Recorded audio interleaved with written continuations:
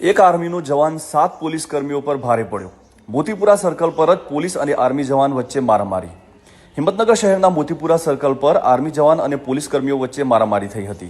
સાબરકાંઠા પોલીસે black film number plate સહિતની drive શરૂ કરી છે, ત્યારે એક આર્મી જવાન પોતાની કાર લઈને ત્યાંથી પસાર થતા પોલીસે તેને રોક્યો હતો અને તેની કારના કાચ પર બ્લેક ફિલ્મ લગાવેલી હતી। ત્યારે આ બાબતે પોલીસ અને આર્મી જવાન વચ્ચે બોલાચાલી થયા બાદ મામલો બીચક્યો હતો અને પોલીસ કર્મી તથા આર્મી જવાન વચ્ચે મારામારી થઈ હતી।